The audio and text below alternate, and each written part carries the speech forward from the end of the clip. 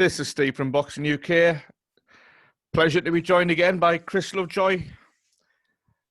Daft question, mate, but how are you? I'm all right. Thanks for having me, Steve. I appreciate you. Boxing UK been good to me. So that's the least I can do for you. So everything's good.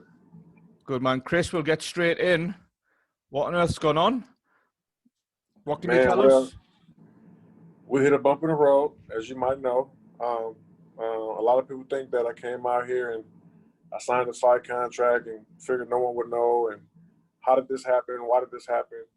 It was a simple, just miscalculation. My manager back at home goes by One Shot. It's on Instagram. He's a friend of Don King, and he got me in a contract with Don King. And 3 years ago, we signed a contract to guarantee me some fights per year. I never got those fights.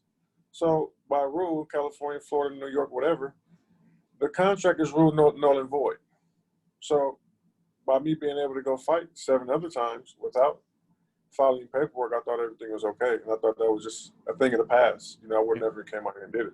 So when I talked to my manager about this fight, which I've talked to him before about 7 previous fights since we've met Don King, it has never been a problem. I'm with you 100%. That's their words. Do what you got to do. But for some reason, when I get to this one, there's a problem. I've actually spoke to Don King before I came out here. I've spoke to my manager with Don King on the phone before I came out here. They didn't obviously want me to take the fight. They wanted me to get more money for the fight, and they thought they were setting me up, and this is a setup. And well, not my manager, but Don King was saying this. And I'm like, nah, man, this is a win-win situation for me. I'm going to win this fight, But if you have something else for me, I will not take this fight. If you can tell me, guarantee you have something for me, I will not take this fight. I will not sign it. And hold on 1 second. And he cannot provide anything for me, for the reason for me to not take the fight. So I spoke to him again when I was here when contracts were signed. And he was like, I could have got you more money, blah, blah, blah, blah. Same thing. I'm here now. It's time for me to show up. And I thought everything was cool. And then early this morning, Eddie Hearn told me about a message he got. And he spoke with him, and it was all hell broke loose, man. But he's doing everything he can to get it done. He's made Don King some offers to keep the fight going. I just talked to him a few moments ago. We're still working on it. He's going to wait until morning. So it's not over yet. Everybody just got to be patient for a little longer. And regardless, Dave Allen has opponents lined up. There's always things can always happen to a heavyweight. So there's always heavyweights on standby. And he told me that before anyway. If I didn't pass a COVID test or if I didn't pass a physical test or whatever. So it's just about, we kind of drew a little buzz with the fight. A lot of people wanted it. A lot of back and forth on the internet. They seen it was mutual respect for each other. And, I think we kind of won the crowd a little bit. So he's doing his best to make it happen. And that's where we're at right now. We're just kind of waiting. So just to confirm, you did speak to Don King, or Don King knew you were taking this fight before you flew out, Christopher? Yes. And so have you got any reason or any guesses as to why suddenly he's got an issue with it? I have no idea. I mean, being the fact that Eddie has made some very, very, big offers to him for the fight to happen. He hasn't agreed with them yet. So maybe there's other reasons. Who knows? I don't think it's about the money, because he's offered him, nice offers for a promoter who's not have a show scheduled to accept those offers and let the show keep going.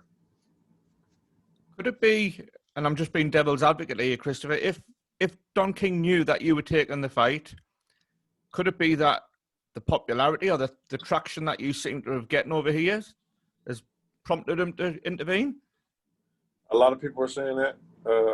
Maybe, because he hasn't promoted me. He hasn't done anything for me. He hasn't gotten me a fight. So I've gotten 7 fights by myself without him since I met him. And it's a big, big thing over here going on right now with me and David Allen for this fight week. And I mean, so to answer your question, I think he did see that and notice that and try to put a stop to it and say, well, I want you to do that for me or my promotion. Or, you know what I mean? So who knows, man? It could could step behind doors. Who knows, man? I know I was prepared, and I'm still prepared. You know, the weigh-in is coming up. You know, I'm feeling good, looking good. Eddie said, "Don't go home yet. We're not booking your flight yet." We're Are you just trying still to work going this ahead thing with the out. weigh-in, Christopher? Huh? Are you still going ahead with the weigh-in? Well, tomorrow, I think if he doesn't have an answer, there will not be a weigh-in for me. Right. He's going to work all night, early in the morning. So I'm just saying, as of now, it's still on. You know, I'm still on the fight card. It hasn't been called off. I haven't been booking my flight back home yet. Good man. Just for fans, can you give us a little bit behind the scenes of, you said all hell broke loose. The first you heard of it, did Eddie actually come and knock on your door? He sent me a text message and said what's going on and what's this and blah, blah, blah. And then, you know, it was all like, it was just a lot, man. I was getting DMs from everybody. I had to go talk to the matchmaker and call my manager. And while I've been here, I've met up with Peter Khan, and he's tight with Eddie, and he was able to help in the situation. And so I'll be working with Peter Khan from now on. And it was just, when I say all hell broke loose, it was just that, like me, I just felt like that people were blaming me for something was going on with the show. And the show's going to go on. We still got the main event, Chisora and everybody. And David Allen's going to fight with or without me. But I just feel they want to see that combat between me and him, which was, you know, even though it was a short notice, it just felt like it got everyone's attention. Like it was the right fight for him and for me. So, honestly, like I said, when I say all hell broke loose, it was just a lot of stuff from everywhere, man. Fans, friends, people, supporters, non-supporters. And it was just a lot, you know? I can imagine. On a personal level, both because there was a little bit of friction with you and Dave, but you seem to have warmed to each other as the week's gone on. How gutted are you for yourself and how gutted are you for Dave? So I'm more gutted for him. We spoke earlier, he was more gutted for me. As the week went on, a couple of days went by, you know, I'm like a nice guy, so you know, I'm not with the fake staging of, you know, arguments and things like that. So, you know, I saw him, it was cool. We actually sat next to each other, we talked again, we took some more pictures, we did another interview together. And he was saying that he really wanted me to have this opportunity, you know, and I came this far, and, you know, he's even said that he's going to get paid regardless, and he's going to fight regardless, but he really wanted to fight against me. And I was more like, you know, okay, I feel you, but I'll be okay. You know what I'm saying? I'm going to fight again. I got the management stuff cleared up now. I built the relationship with Eddie Hearn, and he's going to fight regardless. I'm going to be cheering him on. So, but now I think he posted something on the Instagram that he won't be going live tonight. He's a bit stressed out. So now I feel bad now because I feel this is my fault that he's stressed out, and he's been so good to me by giving me this opportunity. So I don't know what I can do to help, you know. My prayers go out to him and whatever he's going through. Here. For you, Christopher, it was a massive opportunity, and we're obviously hoping that Eddie can sort something out. I know it's dead early to start talking longer term, but are you worried that this might be your opportunity gone, that you won't get this presented again, or are you confident that regardless of this, you'll be back in a big fight? Because Trevor Bryan's quite a big fight. Trevor Bryan's a good fight, but to answer your question, I don't think that my opportunity is gone. I think that if this fight does not happen, this opportunity will be gone. But like I said, I've built some relationships here with some important people, and I think that I'll be okay regardless. I'm still undefeated, you know. I never get suspended for anything. I didn't lie about anything, and things just didn't bounce out the way it's supposed to bounce out. You know, the crumb didn't crumble the way it's supposed to crumble out. So, but sometimes in life things happen for a reason.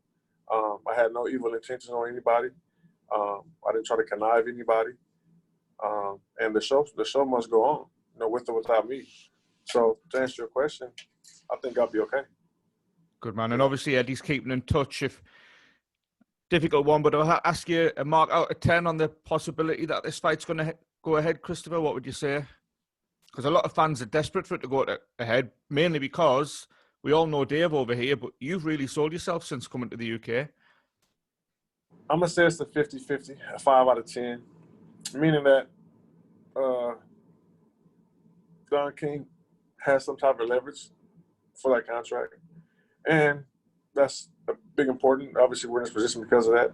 And I'm going to give the other half to Eddie Hearn and his team and Matchroom because they're fighting, and they're not going to give up until they just don't get the right answer they want. So I'm going to say it's 50-50 because they're still fighting and he's still holding his own too. So it's like, it's like a heavyweight fight. It can go either way. If it does come off, obviously you'll be there. If it doesn't go ahead, Christopher, are you going home before the big night, or is Eddie going to let you stop? Who knows? I don't know. I can't see why I would stay if I'm not in the fight card. I mean, we're in a bubble, so I would think that I would be leaving early. Who knows? I don't see why I would stay the whole time. Yeah, I don't know. For my thought, I would be leaving early. Well, any other message for the UK fans, Christopher, just in case it's the last time we hear from you? The phone kind of froze. You said what? Have you got a message for the UK fans, just in case this is the last time we hear from you if the fight doesn't go ahead? The message for the UK fans, I pulled up. I showed up. I did everything I was supposed to do. I passed all my tests. I think I entertained you guys. I think I promoted a good fight for a fight week for a good opponent. I think I proved that I can help promote, and I'm not scared. I'll take any fight in short notice. I proved that I'm a likable guy. I proved that when you throw the banter on me, I'll put it right back, and we're still good. And I think we'd be cool. But like I said, I'm still undefeated. I can't wait to come back. This is probably the best experience I've had. I haven't even been outside. So just the love, is just unreal. It's unconditional. If this fight doesn't go whatever, I'm sorry it didn't work. If there's anything, and like I said, I answer all questions. I don't just go hide in the rock. Get it out. Tell me how you feel. DM me, send me a message, at me, comment, whatever. I'm here because I don't like when people do stuff and feel bad and go hide in the rock and they can't get. Sometimes people gotta just release and let it out. So if you feel bad, talk to me about it. Because I have nothing to hide and do anything wrong. Good man. That's why I'm doing this interview with you right now, Steve. I have nothing to hide. And Eddie knows it too, and everyone knows it. I'm not walking around my head down. I'm not hiding. I'm not. No, I know what I did, and I'm here. And I'm still here. And we're still trying to work it out. Fingers crossed. And I appreciate you speaking to us, Christopher. Can I ask you a random question just to end with, to take your mind off this whole? You've been in the hotel. You've been in the bubble. Who's the biggest character in there? Because there's a few. Chisora. I always say Chisora. I mean, it's the first name that came to mind. When you said that. Usyk could be second. Usyk is a little more online. I haven't have a kind of conversation with him yet. I was more in depth with Chisora. And